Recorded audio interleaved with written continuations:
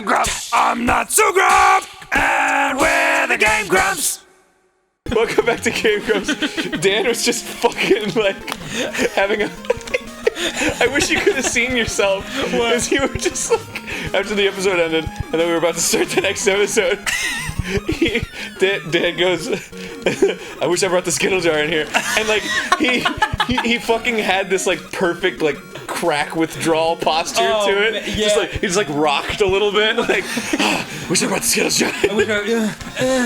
Well, I mean, I don't do drugs, and I don't want to get too into my life, but I got like pretty ill recently, and I'm totally fine now, but I can't drink as a result. So like I have no vices anymore other than fucking Skittles. Like they're the only thing I can do. And so like when I want them, I really fucking want them.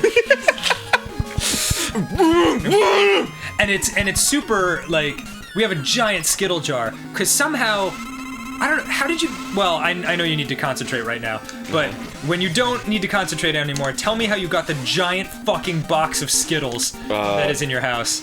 This guy, Nathan Barnett, shit, I need to die. Yeah, okay. This guy, Nathan Barnett, he plays Keith Apicary in Talking Classics. Yeah. He's like the tall, lanky guy. He has sounds will talk like this. Right.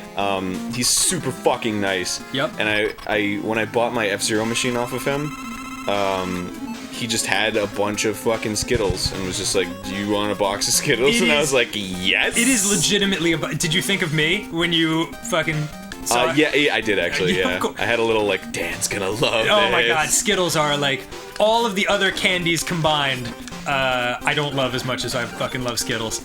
I could just taste the goddamn rainbow. Yes! Yes! Yes! Yes! Yes! My victory against Airman is like tasting the rainbow. Woo! It's because we were talking about Skittles that you got the power. You got charged up with the rainbow energy. Did you know? Yes. That Mega Man was supposed to be called Rainbow Man. Are you serious? Because he changes colors when he gets all the... Get out of here. Yeah. What made them change their mind? Because Rainbow Man's super fucking gay! Incidentally. Yeah, and we don't mean gay in a bad sense. Just gay and rainbows, they've become somewhat synonymous. Yeah. The, gay in a literal sense, not in a bad sense. Yeah. It's just funny, man, like, because that, when I was growing up, that was not the case, you know, like, that flag had not been adopted as a symbol of homosexuality. Yeah. So, like, it's funny to look back on the 80s, like, I'm a child of the 80s, and it's funny to look back and just how, like, the tough guys were all dressed in, like, bright rainbow, like, everything. And they're, like, what you would consider what you would consider today to be, like, unwearable by a man of heterosexuality. Well, the 80s was like crazy with that shit. Yeah, the 80s was a very colorful... Nothing but triangles and lightning bolts. Slow time. It was just slower, man. Like, I was reading... Not to get fucking too deep, but like I was reading this book called The Age of Spiritual Machines by this guy, Ray Kurzweil. Very cool book. And he talks about, like, how times change with, like, whatever the most advanced technology... Is that the Siri guy? Yes, he's the guy who created Siri. Yeah. One of his theories is that whatever the most advanced technology at any time in a society is, that's how fast the society moves as, you know, in its daily life. So, like, telegrams and Pony Express were at one point, and then, like, you know, TV and telephones came. Right. And then now you've got cell phones and the internet, and that changed everything. And you could really feel it, because, like, when the internet happened in the mid-90s, like, people were like, this is a fad. Like, I remember in, like, 96, like, this guy went on the news and he was like, this is the year you're gonna see the big backlash where the internet just disappears. I'm like, yeah, nice call on that one, dick. Yeah. Yeah, like, seriously, that's like what everyone says when they're, like, refuse to acknowledge change. Yeah, exactly. It's a fad, and it's like, why would you want it to be? Yeah. Look at how much this affords us as a race of people. I bought an iPhone, and now I have the Library of Alexandria in my pocket at all times. Like, oh man, I think about the stuff I had to learn, like the library and like the card catalogs and the Dewey Decimal System, and Yeah. I'm sure that's all still good, and you should definitely support your local library. But like, you could also fucking just look it up on that thing you carry around with you at all times. Yeah. That was a recent discussion that we had on Game Grumps earlier. It was like you go to school, right, and it would be like, why do I have to learn this math? And it's like, what do you think, you're going to be carrying a calculator everywhere you go when you grow up? And it's No, like, I'm going to be carrying around something vastly superior to a calculator. The calculator function will take up 0.01% of what it's capable of. and yet TI-80 fucking calculators are still like $60. Oh, Jesus. I had the TI-82. Damn it! Yeah. No, you're doing great. The TI-82... The TI-82... No, I was responding to the TI-80 calculator comment. Oh, that. Okay. Sorry. Well, that's good, because my "no, you're doing great" comment again sounded more dickish than I meant it to. No, you're doing super. You should try to get hit by that. I have been, and it's been working! It's going great. Oh, it's closer to nighttime now. Is that what's happening? No, I'm going into space. Oh, I love it. Yeah! I used to love games like that. Like, there was this game, holy shit, I'm going way back now. My first gaming system, which, as we were discussing yesterday in our personal lives, was considered a PC, the Commodore 64. Oh, yeah. And that had a game called Sea Speller, which you're in control of this submarine, and you've got a little dolphin friend, and like it's helping you spell shit, and whenever you do it correctly, you go deeper into the ocean, and as you go deeper and deeper, it gets like darker and darker blue until it's an all black background, and you're like, oh, now I'm in the fucking like nether regions of the ocean. It's just amazing, because like, you know, I'm sure these games look so primitive to a lot of people, but like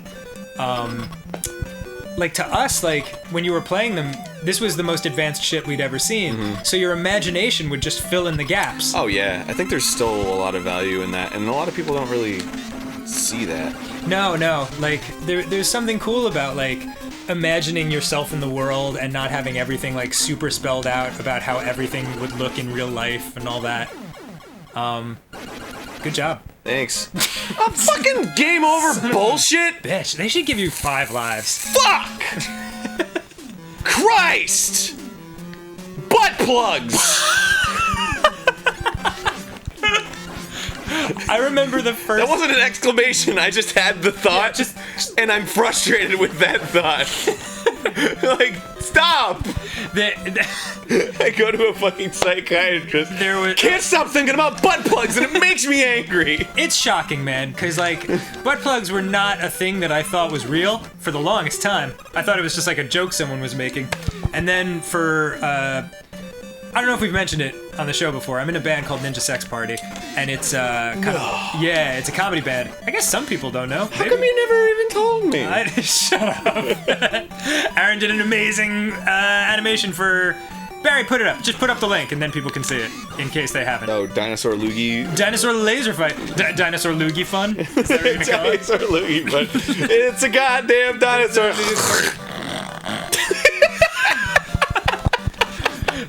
Those are the nastiest of all loogies. The 3-parters where it starts off like, and then stage 2 is, and then stage 3 is like, oh, it's disgusting to even do in jest. Because it's such a grumbling, subtle sound. Oh yeah. I just imagine fucking like, oh yeah, with all the fucking background. It's a goddamn dinosaur laser.